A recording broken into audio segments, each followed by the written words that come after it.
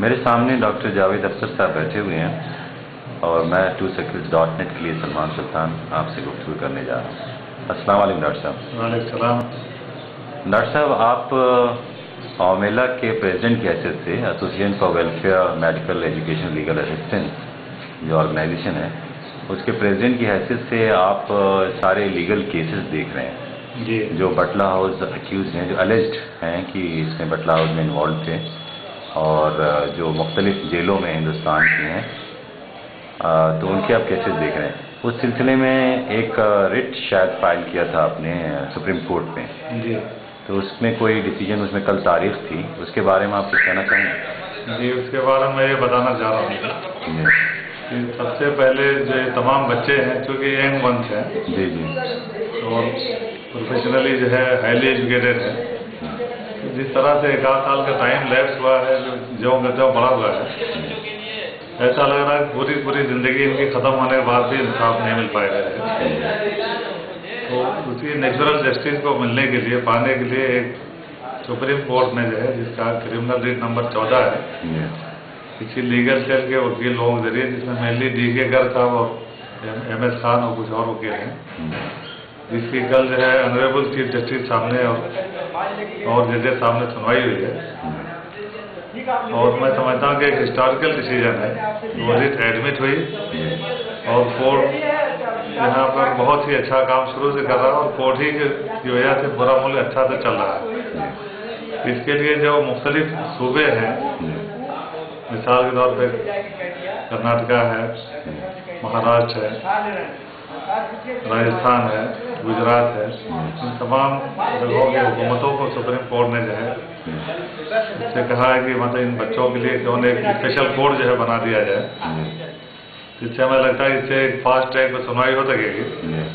और जो हमारी सेकेंड अपील थी उसमें कि इन सारे केसेस को क्लब कर दिया जाए, तो क्लब करने से आसानी होगी। जब तमाम मुख्तलिफ जो है सूबों में दौड़ना है, बहुत सारे बच्चे करीब उतनी फीस नहीं दे पाएंगे, उतना टाइम नहीं, तो अगर एक जगह क्लब हो जाता तो बहुत ही राहत मिलेगी बच्चों को और उम्मीद है कि इंशाल्लाह मुस्तक़बिल में जल्द से जल्द इंसाफ मिल पाएगा। आपके पास कोई ऑर्डर है उसका, दिखलाएंगे? जी जी, मेरे पास मतलब ये ऑर्डर है।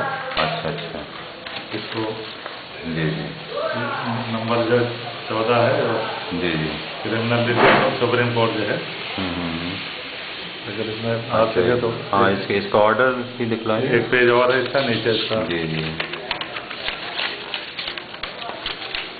ये सुप्रीम कोर्ट की वेबसाइट से? जी, सुप्रीम कोर्ट की वेबसाइट से है।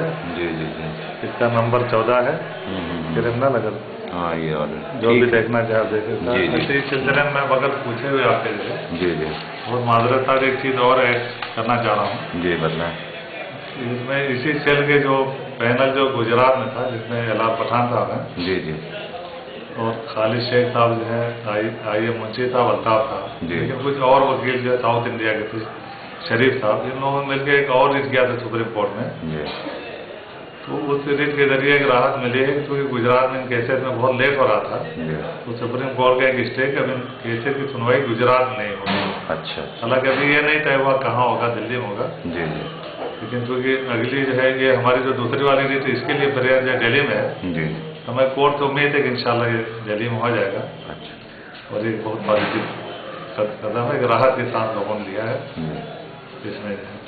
अच्छा, इस वक्त आपके जो 2 वकला थे, पंडित RK नसीम साहब जी और शाहिद आजमी साहब जी, ये दोनों बदकिस्मती से एक्सपायर कर गए और इनका शाहिद आजमी साहब का तो मर्डर हुआ और RK नसीम साहब का भी एक तरीके से। हाँ जी, तो आप किस तरीके से इनसे एसोसिएटेड थे? मामला जो है वो इसमें पंडित RK नसीम साहब हमारे दिल्ली के बहुत ही मशहूर और जो है बहुत मस्जिद वकील, उनको हम लोग लिखा था, बहुत सीनियर वकील हैं और उनके इंतकाल होने के बाद हम लोग बहुत ही मायूसी यहाँ फैली है। अल्लाह ताला इंशाल्लाह मदद करें, उनका बदल कोई है। लेकिन इसलिए हम पंडित RK नसीम साहब बारे में बताना चाह रहा हूँ कि उनका कुछ खानदानी झगड़ा था। तो मैंने उनके जो जूनियर वकील है दिनेश शर्मा साहब जो है, तो चूँकि दिलों में शुभा रहा था कहीं सारा मैटर लेके ऐसा ना हुआ हो, रंजिश में किचन किया हो, लेकिन उन्होंने वेरीफाई किया जाए कि मतलब अपनी तरफ से जो उनका है कि इसमें कोई इस तरह का मैटर नहीं था, एक खानदानी झगड़ा था जिसमें ऐसा हुआ। अच्छा। पंडित आर के नसीम के बारे में। जी।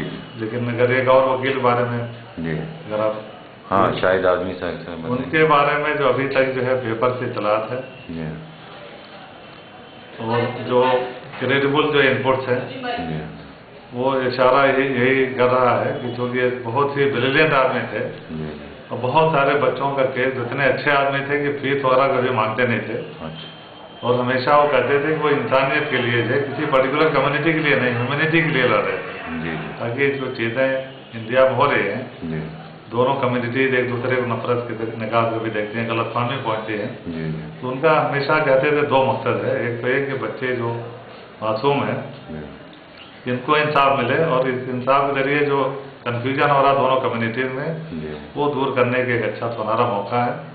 लेकिन अभी तक की जो इतलात हैं पेपर्स वगैरह के जरिए जो है या वहाँ पर जिन लोगों बात हुई, ऐसा लगता है कि उनको इसी रंजिश में बच्चों का केस लड़ने की वजह से शहीद किया गया है। इसका बहुत अफसोस है, इसको कंडेम भी करते हैं हम लोग।